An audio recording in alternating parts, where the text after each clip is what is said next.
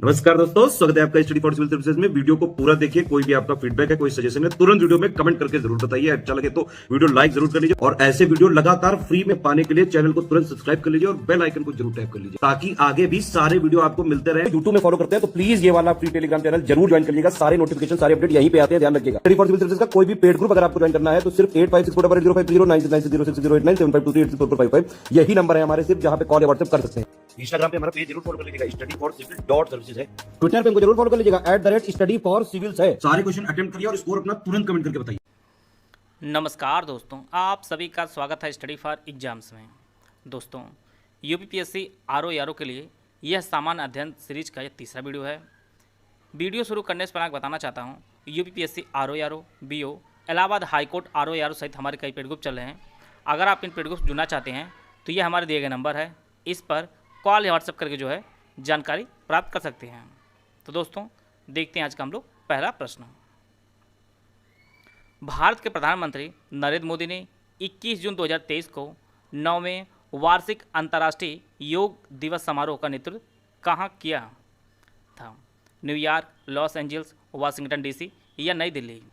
जैसा कि हम लोग जानते हैं 21 जनवरी को प्रत्येक वर्ष जो है अंतर्राष्ट्रीय योग दिवस आयोजित किया जाता है और इस बार प्रधानमंत्री नरेंद्र मोदी ने 9वें वार्षिक अंतर्राष्ट्रीय योग दिवस समारोह का जो नेतृत्व है वह संयुक्त राष्ट्र के जो है मुख्यालय जो न्यूयॉर्क में स्थित है वहाँ पर इन्होंने इसका नेतृत्व किया है। तो इसका जो ऑप्शन ए है वह सही है। और जैसा कि हम लोग जानते हैं प्रत्येक वर्ष इसकी थीम रखी जाती है, तो 2023 की इसकी जो थीम रखी गई है वह आपकी वसुधैव कुटुंबकम के लिए योग, कुटुंबकम के लिए योग जो है इसकी थीम रखी गई थी। इसका जो ऑप्शन ए है वह आपका सही है। उत्तर प्रदेश में कृषि जलवायु क्षेत्रों की संख्या कितनी है? 5, 7, 9 या 11? उत्तर प्रदेश में कुल कृषि जलवायु क्षेत्र जो संख्या आपके 9 है।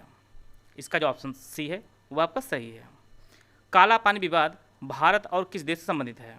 चीन, पाकिस्तान, नेपाल या म्यांमार?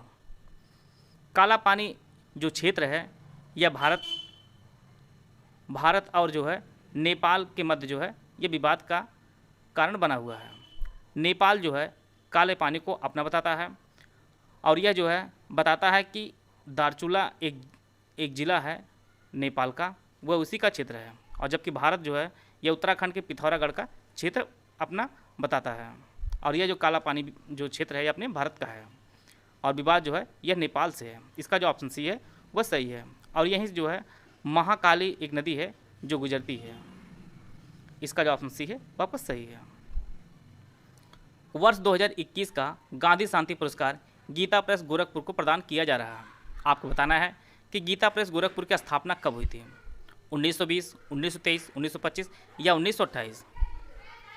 गीता प्रेस की जो स्थापना हुई थी वह वर्ष 1923 में हुई थी और इसके जो है 100वें स्थापना वर्ष पर जो है गांधी शांति पुरस्कार प्रदान किया जा रहा है। और गांधी शांति पुरस्कार की जो स्थापना हुई है वह 1995 में हुई है गांधी शांति पुरस्कार की। और 2021 का जो पुरस्कार है ये गीता प्रेस गोरखपुर को प्रदान किया जा रहा है और इसके साथ जो है 1 करोड़ रुपए पुरस्कृत राशि दी जाती है। और गीता प्रेस जैसा कि आप जानते हैं ये धार्मिक किताबों का जो है प्रकाशन करता है। रामचरितमानस हुआ, गीता हुआ, इन सब का जो है प्रकाशन जो है वो गीता प्रेस गोरखपुर वाले करते हैं। इसका जो ऑप्शन बी है वह सही है। अबुल फजल द्वारा अकबरनामा कितने समय पूरा किया गया था? 7 साल, 8 साल, 9 साल या 10 साल? जैसा कि हम लोग जानते हैं कि अकबरनामा जो है ये अबुल फजल द्वारा लिखा गया है और यह अकबरनामा 3 भागों में विभाजित है और इसे पूरा करने में अबुल फजल ने टोटल 7 साल का समय लिया था। और इसे लिखना जो प्रारंभ किए थे ये 1589 में लिखना प्रारंभ किए थे और यह आपका 1596 में जाकर यह पूरा हुआ था। तो यह 7 साल का समय लगा था। और अकबरनामा का जो तीसरा पार्ट है जिसे हम आईन अकबरी के नाम से जानते हैं, आईन अकबरी की भी जो है रचना वह अबुल फजल ने की है। इसका जो ऑप्शन ए है वह आपका सही है। जनगणना 2011 के अनुसार उत्तर प्रदेश साक्षरता दर कितनी है? यहाँ पे 4 ऑप्शन दिया गया, आप लोग ऑप्शन पढ़ लीजिए। 2011 की जनगणना के अनुसार उत्तर प्रदेश जो साक्षरता दर है वो आपके 67.7% है। इसका जो ऑप्शन सी है वह सही है। अगर यहीं पे पूछा जाए कि पुरुष साक्षरता दर कितनी है तो वो आपकी 77.30 है, और महिला जो साक्षरता दर है वो आपकी 57.20 है, जो काफ़ी कम है महिलाओं की। और पुरुषों को फिर भी ठीक है, जिससे महिलाओं की संख्या को, साक्षरता दर को और बढ़ाया जाए, जो काफ़ी कम 57.20 है, और पुरुषों को 77.30 है। इसका जो ऑप्शन सी है वो आपका सही है। ईरान ने 7 जून 2023 को किस देश में अपना दूतावास आधिकारिक रूप से पुनः खोल दिया है? संयुक्त अरब अमीरात, सऊदी अरब, फिलिस्तीन या इजराइल? 7 साल बाद जो है ईरान ने अपना आधिकारिक जो दूतावास है इसे सऊदी अरब में ओपन कर दिया है, खोल दिया है, और इसके लिए जो है मध्यस्थता चीन ने की है। मध्यस्थता जो है चीन ने की है, और इसी कारण ईरान ने अपना दूतावास आधिकारिक रूप से जो है सऊदी अरब में 7 साल बाद खोल दिया है। तो इसका जो ऑप्शन बी है वो आपका सही है। निम्नलिखित में से कौन सा जल डमरू मध्य भूमध्य सागर को अटलांटिक महासागर से जोड़ता है? हार्मुज, जिब्राल्टर, बास्पोरस या डोबर?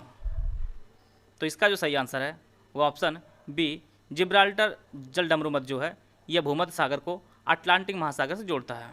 इसका जो ऑप्शन बी है वो आपका सही है। इंडियन ओपिनियन पत्रिका का प्रथम संपादन कौन थे? M.K. गांधी, अल्बर्ट वेस्टे, महादेव देसाई या मनसुख लाल नज़र? तो इसका जो सही आंसर है वो ऑप्शन डी, मनसुख लाल नज़र जो है यह इंडियन ओपिनियन पत्रिका के प्रथम संपादक थे, और बाद में जो है इसके संपादन का कार्य जो है वो महात्मा गांधी ने भी संभाला था। लेकिन यहाँ पे पूछा जाए प्रथम संपादक, तो इसका आंसर आपका सही हो जाएगा, आपका मनसुख लाल नज़र हो जाएगा, जो ऑप्शन डी में दिया गया है। निम्नलिखित में से कौन सा देश कैस्पियन सागर से सीमा नहीं बनाता है? Azerbaijan, Iran, Iraq, Kazakhstan? आप लोगों को आसानी समझने के लिए यहाँ पे मैप का प्रयोग किया गया है। यह आपका कैस्पियन सागर है। कैस्पियन सागर की जो सीमा लगती है ये आपके तुर्कमेनिस्तान की लगती है, कजाकिस्तान की लगती है, अजरबैजान की लगती है, और यहाँ पर ईरान की राजधानी आपकी तेहरान दिख रही है, तो तेहरान की सीमा लगती है, और इसके बाद यहाँ पर रूस की सीमा लगती है। इसमें जो है इराक की सीमा नहीं लगती है, तो इसका जो ऑप्शन सी है वो आपका सही हो जाएगा। और यह है विश्व की सबसे बड़ी झील आपकी कैस्पियन सागर है। इसका जो ऑप्शन सी है वो आपका सही है। QS विश्वविद्यालय रैंकिंग में IIT बॉम्बे को कौन सा स्थान मिला है? 145, 138, 165 या 149?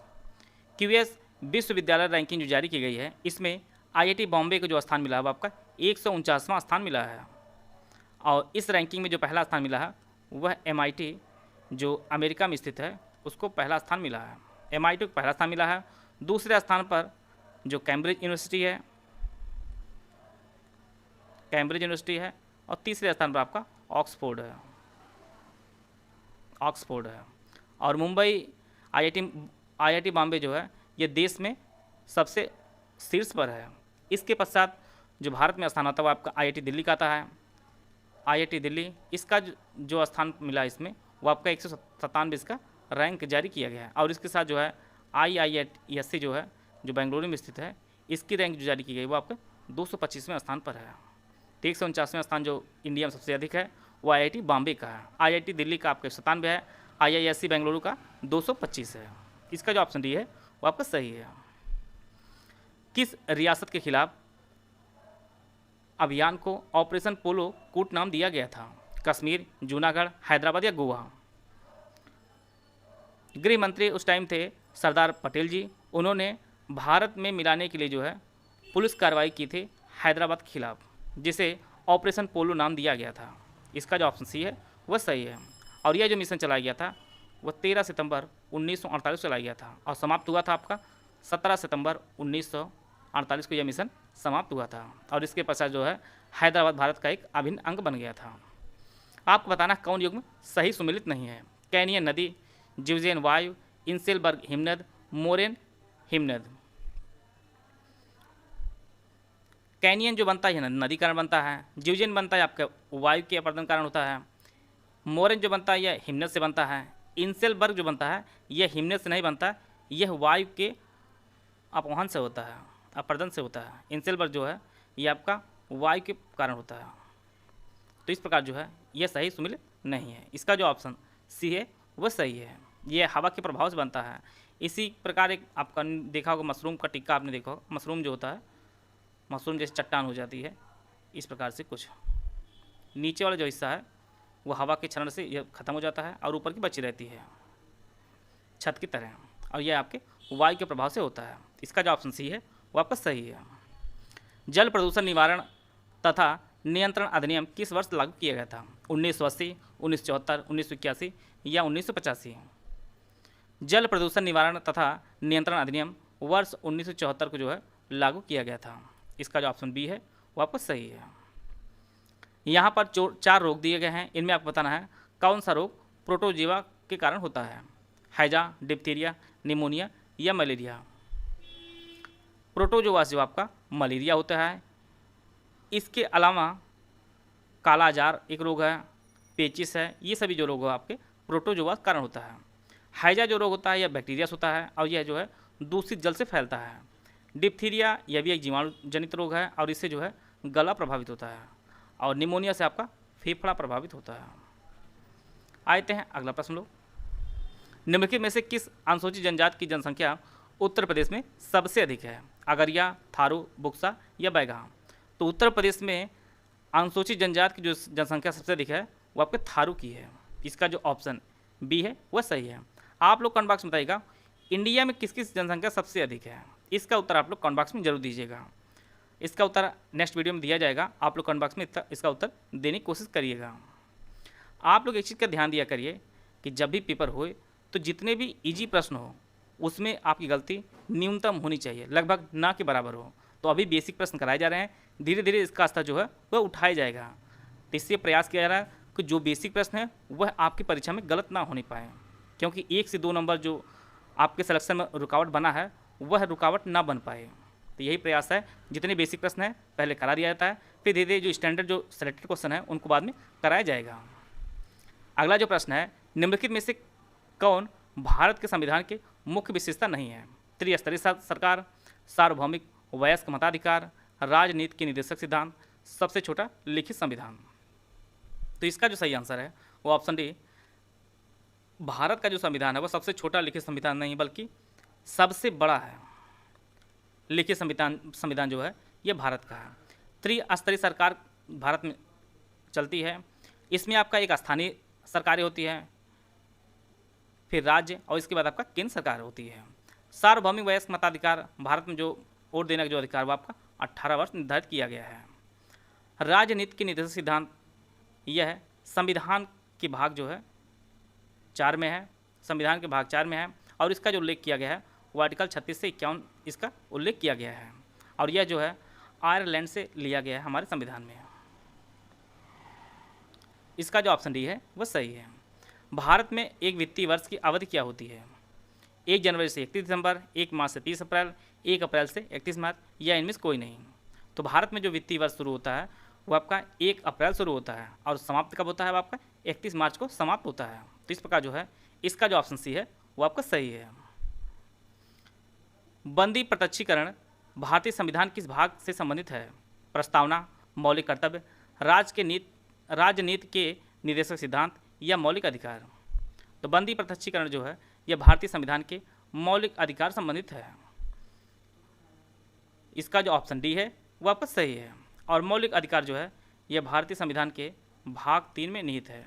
भाग 3 में जो है यह निहित है और यह जो है आर्टिकल 12 से यह आर्टिकल 35 के मध्य निहित है। और बंदी प्रत्यक्षीकरण जो है यह हाई कोर्ट और सुप्रीम कोर्ट के पास जो है यह रिट जारी करने का एक अधिकार होता है और आरोपी जो है न्यायाधीश या अदालत में जो है पेश किया जाता है बंदी प्रत्यक्षीकरण रिट के पश्चात। आप लोगों ने दृश्य फिल्म देखी होगी, उसमें इसी का प्रयोग दिखाया गया है। इसका जो ऑप्शन डी है वो आपका सही है। त्वचा की ऊपरी सतह को क्या कहा जाता है? एपोडर्मिस, एंडोडर्मिस, डर्मिस या इनमें से कोई नहीं? त्वचा की जो ऊपरी सतह होती है उसे एपिडर्मिस कहा जाता है। इसका जो ऑप्शन बी है वह सही है। और जैसा कि आप लोग जानते हैं कि त्वचा जो है वह शरीर का सबसे बड़ा अंग होता है।